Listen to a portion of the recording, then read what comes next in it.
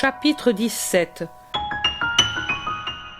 Des scribes, des pharisiens, des juifs tentent de neutraliser l'enthousiasme du peuple et aussi la fermentation du peuple contre les ennemis du Christ en disant « Il délire, sa lassitude est si grande qu'elle l'amène à délirer. Il voit des persécutions là où il y a des honneurs. Sa parole a des torrents de sa sagesse habituelle, mais mêlée à des phrases de délire. Personne ne veut lui faire du mal. Nous avons compris qui il est. » Mais les gens se méfient d'un pareil changement d'humeur et quelqu'un parmi eux se révolte en disant « Il a guéri mon fils dément. Je sais ce que c'est que la folie. Ce n'est pas ainsi que parle quelqu'un qui est fou. » Et un autre « Laisse-les dire, ce sont des vipères qui ont peur que le bâton du peuple leur brise les reins. Ils chantent pour nous tromper le doux chant du rossignol, mais si tu écoutes bien, il y a le sifflement du serpent. » Et un autre encore « Sentinelle du peuple du Christ, garde à vous, quand l'ennemi caresse, il a le poignard caché dans sa manche et il allonge la main pour frapper. Les yeux ouverts et le cœur prêt, les chacals ne peuvent devenir des agneaux dociles. » Tu dis bien, le hibou réjouit et enchante les oiseaux naïfs par l'immobilité de son corps et la gaieté menteuse de son salut. Il rit et invite par son cri, mais il est déjà prêt à dévorer. Et c'est ainsi d'un groupe à l'autre. Mais il y a aussi les gentils, ces gentils qui, toujours plus nombreux, ne manquent pas d'écouter le maître en ces jours de fête. Toujours en marge de la foule, car l'exclusivisme hébreu-palestinien est très fort, et il les repousse, voulant les premières places autour du maître. Mais eux désirent l'approcher et lui parler. Un groupe nombreux d'entre eux aperçoit Philippe que la foule a refoulé dans un coin. Il s'approche de lui pour lui dire « Seigneur, nous voudrions voir de près Jésus, ton maître, et lui parler au moins une fois. » Philippe se dresse sur la pointe des pieds pour voir s'il découvre quelque apôtre plus près du Seigneur. Il voit André et lui crie après l'avoir appelé « Il y a ici des gentils qui voudraient saluer le maître. Demande-lui s'il veut les accueillir. » André, séparé de Jésus par quelques mètres, serré dans la foule, se fraye un passage sans beaucoup d'égards, travaillant généreusement des coudes et criant « Faites place, dis-je, je dois aller vers le maître. » Il le rejoint et lui transmet le désir des gentils. Jésus dit « Conduis-les dans ce coin, j'irai les trouver. » Et pendant que Jésus essaie de passer parmi les gens, Jean, qui est revenu avec Pierre lui-même, Jude Thaddée, Jacques de Zébédée et Thomas, qui laisse le groupe de ses parents trouvé dans la foule pour aider ses compagnons, s'efforce de lui faire un chemin. Voilà Jésus là où sont déjà les gentils qui le saluent. « La paix à vous. Que voulez-vous de moi ? » ?»« Te voir, te parler. Tes paroles nous ont troublés. Depuis longtemps, nous désirions te parler pour te dire que ta parole nous frappe, mais nous attendions de le faire à un moment propice. Aujourd'hui, tu parles de mort. Nous craignons de ne plus pouvoir te parler si nous ne saisissons pas cette heure. Mais est-il possible que les Hébreux puissent tuer leur meilleur fils ?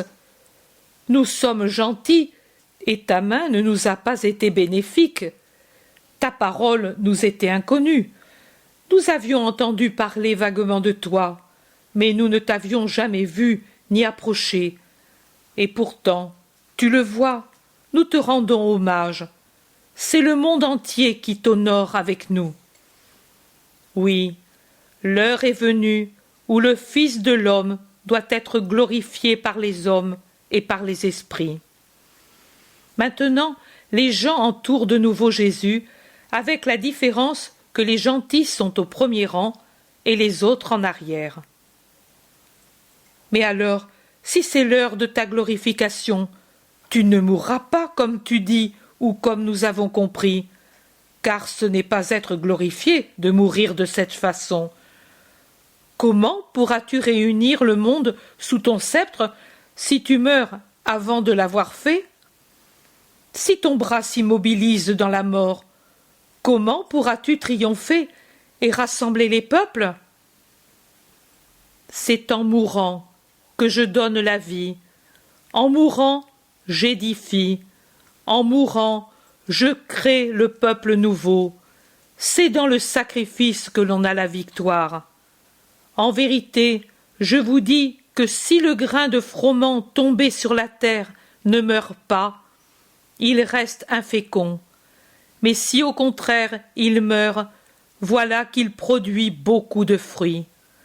Celui qui aime sa vie la perdra. Celui qui hait sa vie en ce monde la sauvera pour la vie éternelle. Moi, ensuite, j'ai le devoir de mourir pour donner cette vie éternelle à tous ceux qui me suivent pour servir la vérité. Que celui qui veut me servir vienne. La place n'est pas limitée dans mon royaume à tel ou tel peuple. Quiconque veut me servir, qu'il vienne à moi et me suive. Et où je serai, sera aussi mon serviteur. Et celui qui me sert sera honoré par mon Père, unique, vrai Dieu, Seigneur du ciel et de la terre, Créateur de tout ce qui existe, pensée, parole, amour, vie, chemin, vérité. Père, Fils, Esprit Saint, un en étant train, train tout en étant unique, seul, vrai Dieu. Mais maintenant, mon âme est troublée. Et que dirais-je? Je dirais peut-être, Père, sauve-moi de cette heure? Non, parce que je suis venu pour cela, pour arriver à cette heure. Et alors je dirai, Père, glorifie ton nom. Jésus ouvre les bras en croix, une croix pourpre contre la blancheur des marbres du portique. Il lève son visage en s'offrant, en priant, en montant avec son âme vers le Père. Et une voix plus forte que le tonnerre, immatérielle, en ce sens qu'elle ne ressemble à aucune voix d'homme, mais très sensible à toutes les oreilles, emplit le ciel serein de la magnifique journée d'avril, et elle vibre, plus puissante que l'accord d'un orgue géant, d'une très belle tonalité, et elle proclame « Et moi, je l'ai glorifié, et je le glorifierai encore. » Les gens ont eu peur. Cette voix si puissante qu'elle a fait vibrer le sol et ce qui s'y trouve, cette voix mystérieuse, différente de toute autre, qui vient d'une source inconnue, cette voix qui emplit tout l'espace du nord au midi, de l'Orient à l'Occident, terrorise les Hébreux et stupéfait les païens. Les premiers, quand ils le peuvent, se jettent sur le sol, murmurant dans leur crainte « Maintenant nous allons mourir, nous avons entendu la voix du ciel, un ange lui a parlé. » Et ils se battent la poitrine en attendant la mort. Les seconds crient « Un tonnerre, un grondement, fuyons, la terre a rugi, elle a tremblé. » Mais il est impossible de fuir dans cette cohue qui augmente lorsque les gens qui étaient encore en dehors des murs du temple accourent à l'intérieur en criant « Pitié pour nous, courons, ici c'est le lieu saint, il ne se fendra pas le mont où s'élève l'autel de Dieu. » Et ainsi, chacun reste où il est, bloqué par la foule et l'épouvante. Sur les terrasses du temple accourent les prêtres, les scribes, les pharisiens qui étaient éparpillés dans ces méandres, et les Lévites et les stratèges agités, stupéfaits. Mais de tout cela ne descendent, parmi les gens qui sont dans les cours, pas d'autres que Gamaliel avec son fils. Jésus le voit passer, tout blanc dans son vêtement de lin, qui est si blanc qu'il resplendit jusque sous le soleil éclatant qui le frappe. Jésus regarde Gamaliel, mais comme s'il parlait pour tout le monde, il élève la voix pour dire « Ce n'est pas pour moi, mais pour vous que cette parole est venue du ciel. » Gamaliel s'arrête, se retourne, et il transperce, par les regards de ses yeux profonds et très noirs, que l'habitude d'être un maître vénéré comme un demi-dieu rend involontairement dur comme ceux des rapaces, le regard de saphir, limpide, doux dans sa majesté, de Jésus. Et Jésus continue. C'est maintenant le jugement de ce monde. C'est maintenant que le prince des ténèbres va être chassé dehors. Et moi, quand je serai élevé, j'attirerai tout à moi, car c'est ainsi que le Fils de l'homme opérera le salut. Nous avons appris des livres de la loi que le Christ vit éternellement. Et toi, tu te dis le Christ, et tu dis que tu dois mourir. Et encore, tu dis que tu es le Fils de l'homme, et que tu te sauverais parce qu'on t'élèvera. Qui es-tu donc? Le Fils de l'homme ou le Christ? Et qu'est-ce que le Fils de l'homme? Dit la foule qui reprend de la hardiesse. Ce sont une unique personne. Ouvrez les yeux à la lumière. C'est encore pour peu que la lumière est avec vous.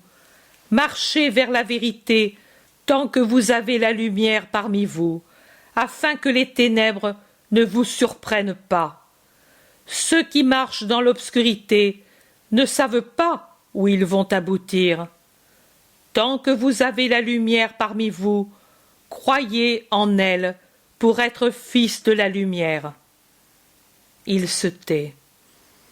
La foule est perplexe et divisée. Une partie s'en va en secouant la tête. Une partie observe l'attitude des principaux dignitaires, pharisiens, chefs des prêtres, scribes, et spécialement de Gamaliel, et ils règlent leurs propres gestes sur cette attitude. D'autres encore approuvent de la tête et s'inclinent devant Jésus avec des signes très clairs qui veulent dire « Nous croyons, nous t'honorons pour ce que tu es ». Mais ils n'osent pas se déclarer ouvertement en sa faveur. Ils ont peur des yeux attentifs des ennemis du Christ, des puissants qui les surveillent du haut des terrasses qui dominent les magnifiques portiques qui entourent l'enceinte du temple.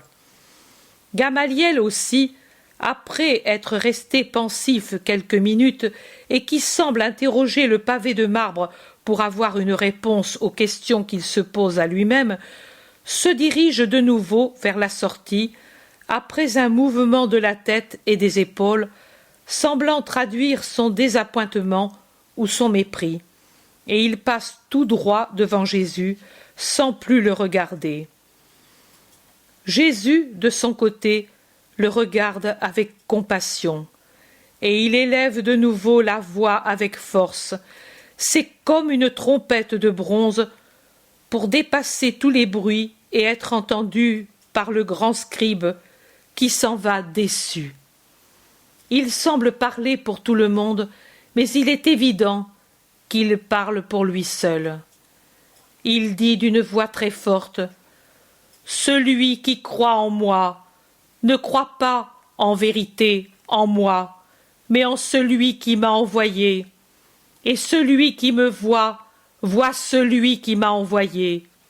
Et celui-là est bien le Dieu d'Israël, car il n'y a pas d'autre Dieu que lui. Aussi, je vous dis, si vous ne pouvez croire en moi en tant que celui que l'on appelle fils de Joseph, de David, et fils de Marie, de la lignée de David, de la Vierge vue par le prophète, née à Bethléem, comme il est dit par les prophéties, précédé par le Baptiste, comme il est dit encore depuis des siècles. Croyez au moins à la voix de votre Dieu qui vous a parlé du ciel. Croyez en moi comme fils de ce Dieu d'Israël. Que si vous ne croyez pas à celui qui vous a parlé du ciel, ce n'est pas moi que vous offensez, mais votre Dieu, dont je suis le Fils. Jésus dit, « N'ayez pas la volonté de rester dans les ténèbres. Je suis venu au monde comme lumière, afin que celui qui croit en moi ne reste pas dans les ténèbres. Ne consentez pas à vous créer des remords que vous ne pourriez plus apaiser quand je serai retourné là d'où je suis venu, et qui serait un bien dur châtiment de Dieu pour votre entêtement. Je suis prêt à pardonner tant que je suis parmi vous, tant que le jugement n'est pas fait, et en ce qui me concerne, j'ai le désir de pardonner. Mais différente est la pensée de mon Père, car moi, je suis la miséricorde, et lui est la justice. En vérité, je vous dis que si quelqu'un écoute mes paroles et n'en tient pas compte, ce n'est pas moi qui le juge. Je ne suis pas venu dans le monde pour le juger, mais pour le sauver. Mais aussi, si moi je ne juge pas, en vérité je vous dis qu'il y a quelqu'un qui juge vos actions. Mon Père, qui m'a envoyé, juge ceux qui repoussent sa parole. Oui, celui qui me méprise et ne reconnaît pas la parole de Dieu et ne reçoit pas les paroles du Verbe, voilà ce qu'il a pour le juger. La parole même que j'ai annoncée, celle qui le jugera au dernier jour. On ne se moque pas de Dieu, est-il dit, et le Dieu dont on s'est moqué sera terrible pour ceux qui l'auront jugé fou et menteur. Rappelez-vous tous que les paroles que vous m'avez entendu dire sont de Dieu. Car je n'ai pas parlé de moi-même, mais le Père qui m'a envoyé lui-même m'a prescrit ce que je dois dire et de quoi je dois parler. Et moi, j'obéis à son commandement, car je sais que son commandement est juste. Tout commandement de Dieu est vie éternelle, et moi, votre maître, je vous donne l'exemple de l'obéissance à tout commandement de Dieu. Soyez donc certains que les choses que je vous ai dites et que je vous dis, je les ai dites et je les dis comme mon Père m'a dit de vous les dire. Et mon Père est le Dieu d'Abraham, d'Isaac et de Jacob, le Dieu de Moïse, des patriarches et des prophètes, le Dieu d'Israël, votre Dieu. Parole de lumière, qui tombe dans les ténèbres, qui déjà s'épaississent dans les cœurs. Gamaliel, qui s'était de nouveau arrêté, la tête penchée, reprend sa marche. D'autres le suivent en hochant la tête ou en ricanant.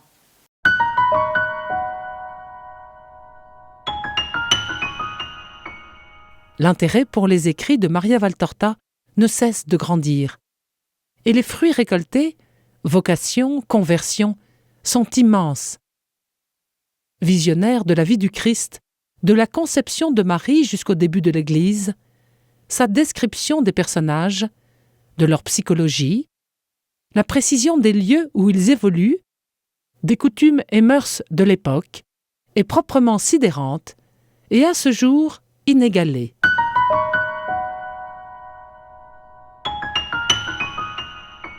www.associationmariavaltorta.org www.radiomaria.fr.